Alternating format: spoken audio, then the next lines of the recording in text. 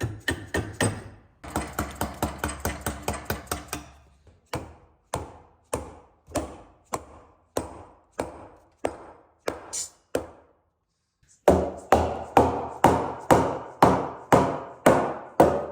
and welcome back to the workshop. We're working on this huge Sapele front door frame. This is what it's going to look like when it's finished, and this is the stage that we've got to currently. So it's been mortised, tenoned, done all the mouldings and the rebates and stuff, and all the draft strip grooves for all the doors. Currently our shoulders look like this. We've got two square cut shoulders and our mortises look like that. And in today's video we're going to turn that interaction between the two pieces into something that looks similar to that one there that I've cut on a test piece. So it involves a half scribe and a half mitred sort of housing joint to bring this bead profile around the corner at the 90 degrees, but also incorporates a scribe on this moulding. And the scribe is a much better method for exterior joinery because it allows for, if this timber moves and shrinks in size, you don't open up a big gap along the joint, which would happen if you mitered the whole profile throughout that joint. So a lot better joint for external joinery, and we can't scribe all of it because of this sort of return detail on the bead on the face of the moulding there. So we need the little mitre at the front. So slightly complicated joint. I'm going to take you through scribing them in on all of these components. So yesterday I set up a couple of 45-degree plates on my crosscut saw. What that's going to give me is a guide so I can hold my piece of timber to the crosscut saw at 45 degrees. Because these are so big, I can't do them on the mitre saw. What we need to do is slice down at this square edge here on the moulding, because that's what I've set my shoulders to on all of the setbacks. So that shoulder there is exactly the offset from the face of the timber as this line here is from this face of this timber, so that I've got a nice square edge for this to land in and create my scribe end. So the mitre, it springs from this corner here, so I can just put my saw and line those two bits up sort of like so and just pull that saw through. It's set to the height of that tenon, so it will just cut all of that through at 45 degrees.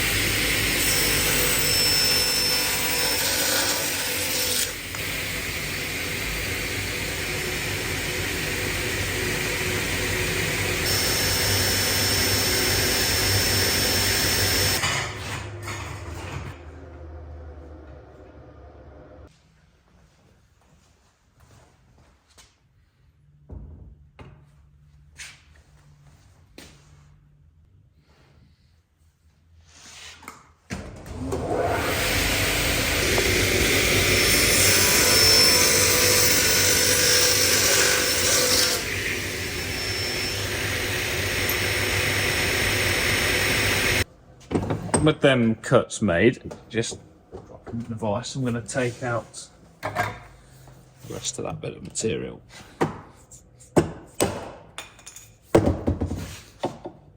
In line with the tenon.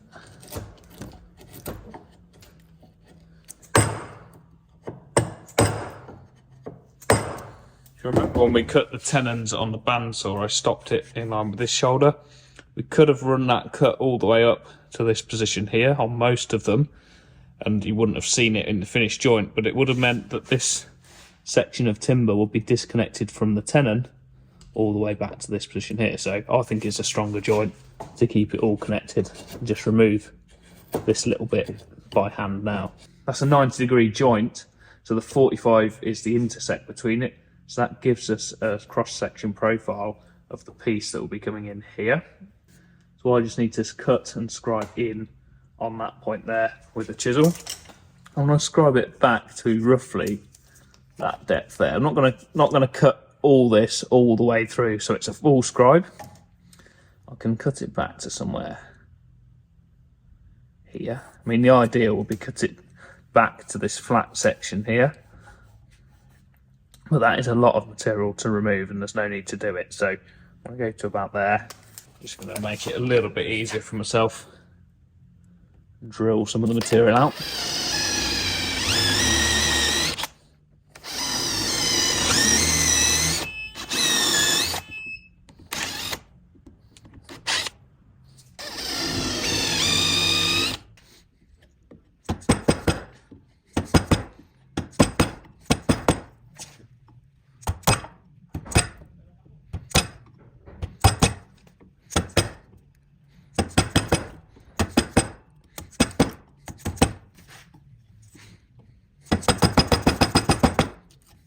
tend to use a smaller chisel for hacking in when on the vise, because especially in my vise, it's not particularly solid.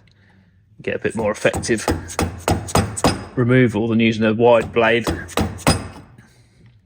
And it just sort of bouncing. Hopefully you can still see that line that we're aiming for. I'm just going to go to a smaller chisel again and go absolutely to the edge of that mitre.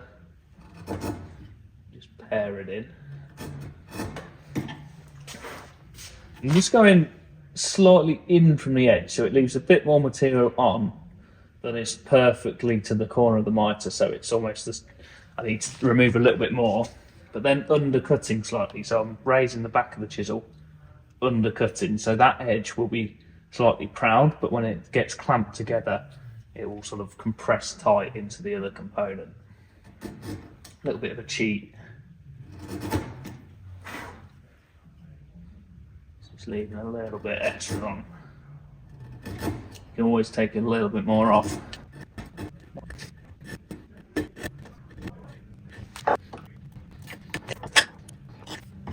That's sort of the finished joint for this side, so I've got to do exactly the same on the opposite side.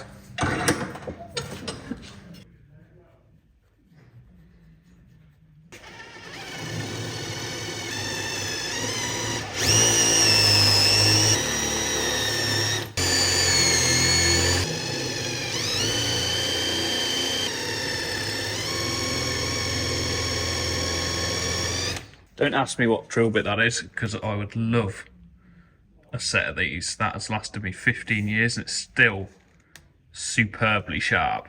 I forget where it came from. We bought it. I think George bought it. It's a Mitre plug cutter. I'm sure it came from Axminster. It's from France. It just says 12 and France on there. It's been the main plug cutting bit for all my joinery. 17 years. I did chip one of the teeth a couple of years ago. Still does. Stupidly sharp holes, and yeah, worthwhile investment.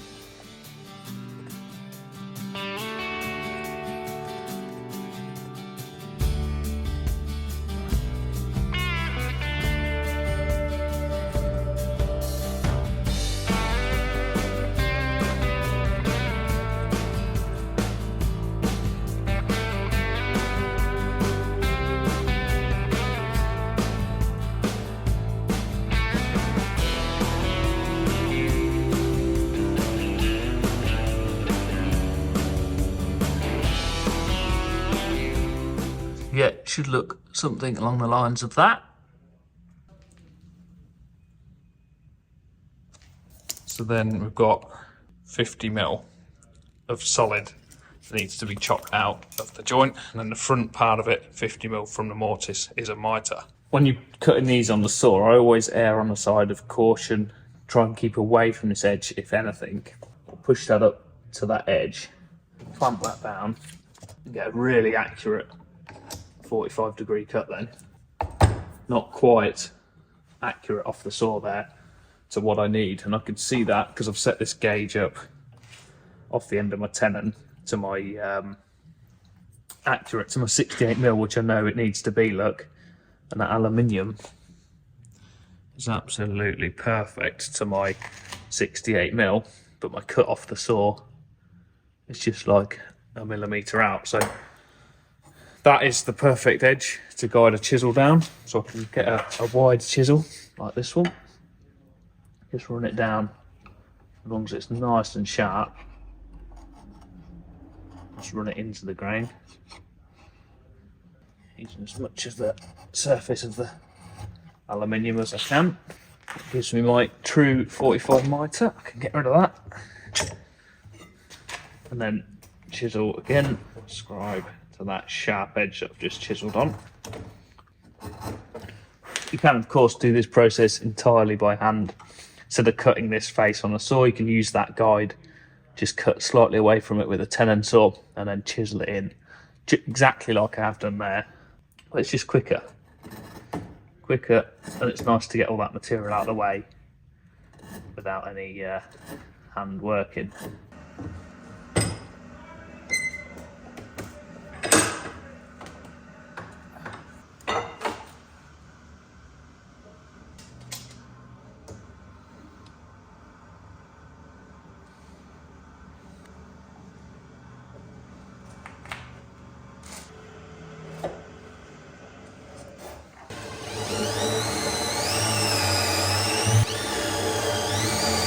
So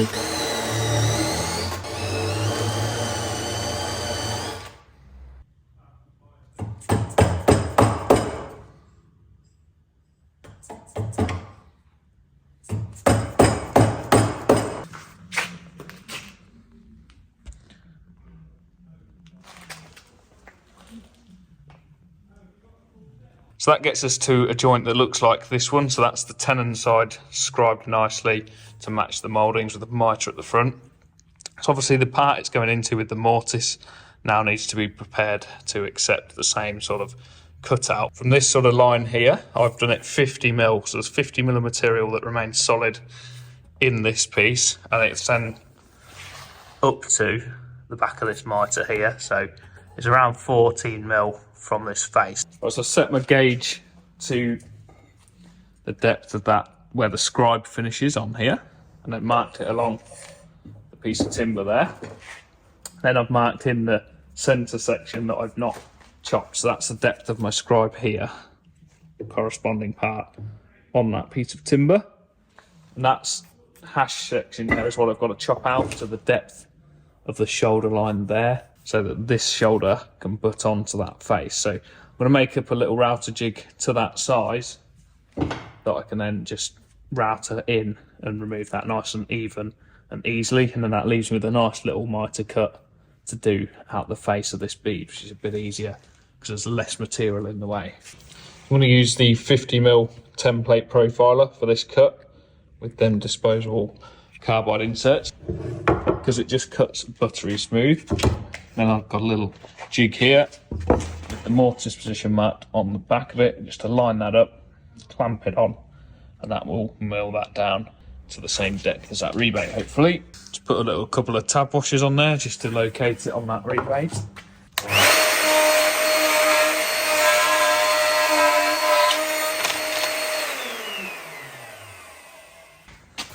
Clean them corners out square.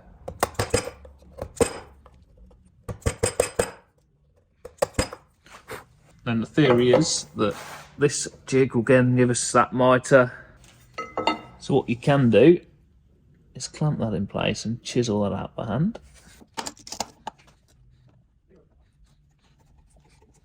And definitely need to stop there.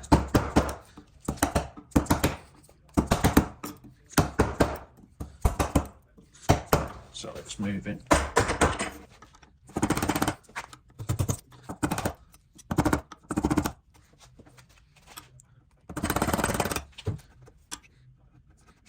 Seems about right to me.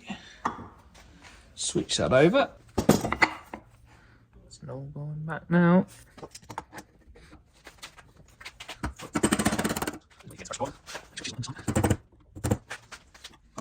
Camera's right in the way.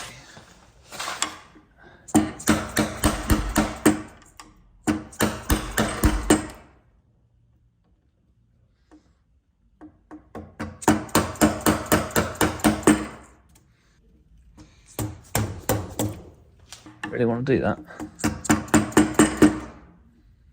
It's all good. Come out of the way. Surprising how much the camera can get in the way when you're doing the stop stuff. I've set my machining up right.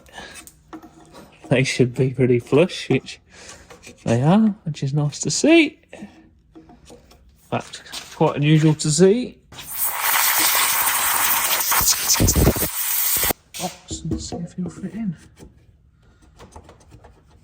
A little bit thick, just a little bit tight on these sides. Isn't the end of the world. Just gonna shave a little bit off them.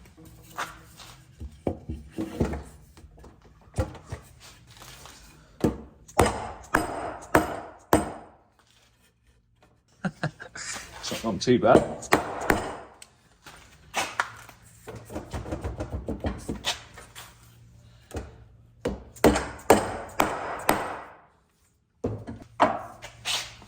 Check it for square. So that is going to be your friend. When it all comes together, everything's going to be a dead square. So, because we've cut these scribes by hand, and you're basing it off the Your scribe is basically based off this corner point of a moulding springing across. So squareness can change quite easily over time, but it looks pretty good. It's all got to come down around about 1 mil. There's a gap in the seat there, and there's a gap the other side of around 1 mil. So I'll just work out where it's all got to come off from. That's a pretty good starting point, I'd say.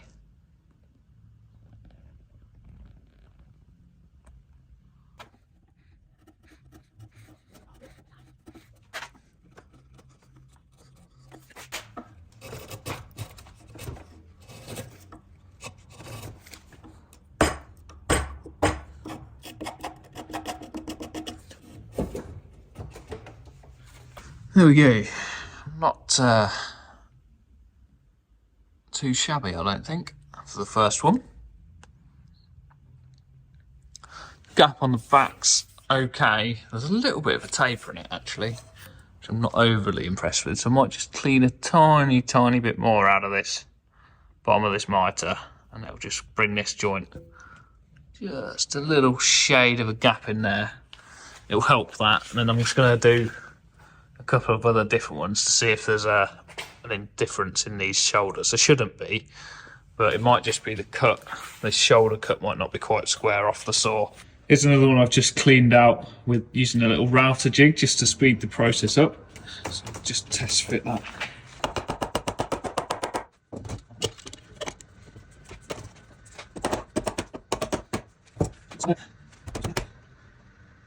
I'll just take that out, then I'll take you through the process of using the router to clean that out. Pretty much the same deal, but before I do that, I'll just check this end one machined up.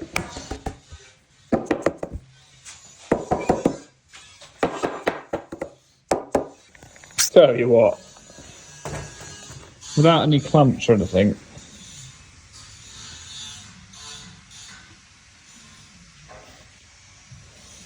that's pencil line, it's not too bad, that gap. There's still 0.5 mil to come out of it, but yeah, that's good. Nice even offset on the shoulders.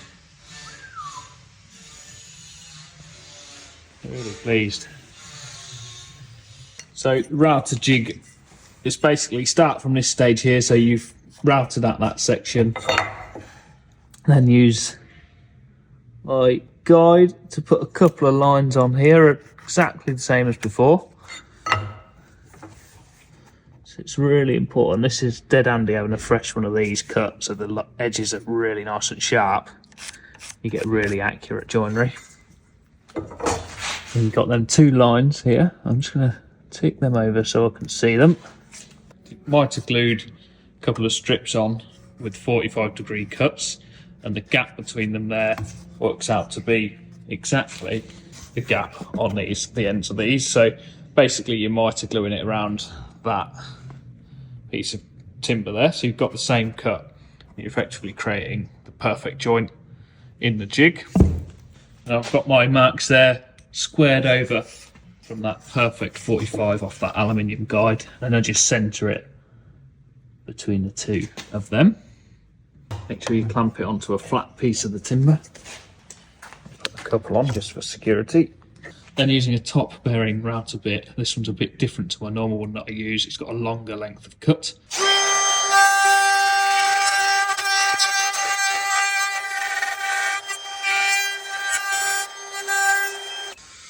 Perfect, look at that. Absolutely perfect. A little chisel in there. Take these fairings away. There's going to be a little bit of rounding to take out there. I'm going to offer that one up. This is the transom, so that's the bottom side. The door's going to go here.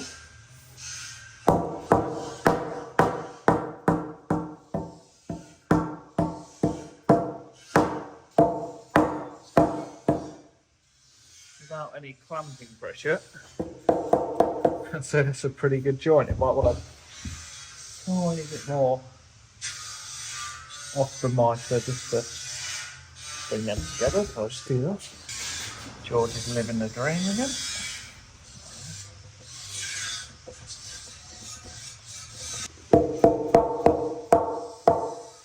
Pretty happy with that. Stunning! That is almost the perfect joint.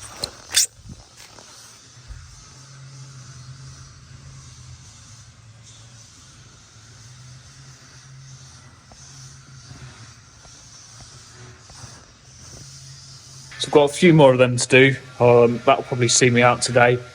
And then tomorrow's video, we will be tackling these awkward joints here. So we're going from this 15mm deep rebate to this 33mm deep shoulder line here.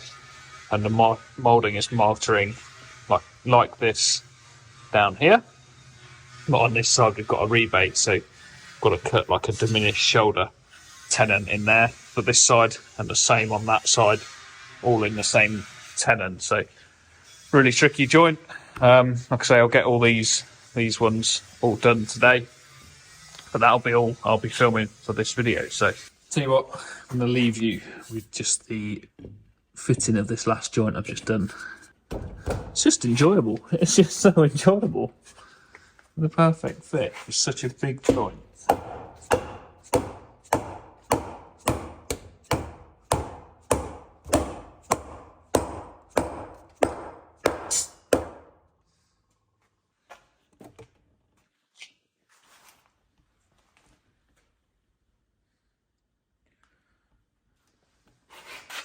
So I've got all these normal ones done today. I can push that together actually. A little bit of an extra for the video. So it's a whole different process. I've fitted them all individually. Now we're down to how accurate I was setting out to see if they all go together when they're put in at once. These ones. So that's the top left. That can go in there.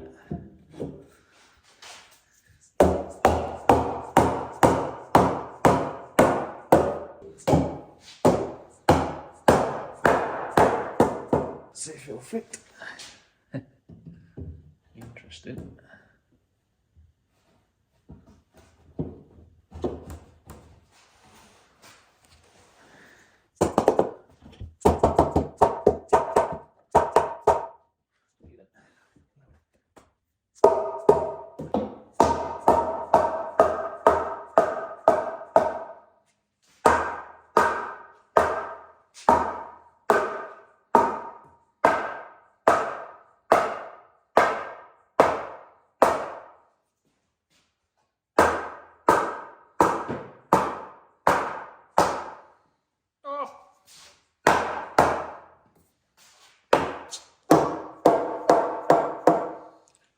There we go, put a clamp across the transom.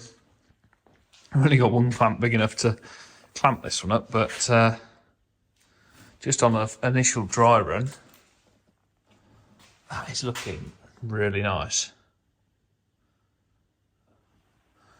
What a proper bit of woodwork that is. There's no clamp across here, but they look good nonetheless.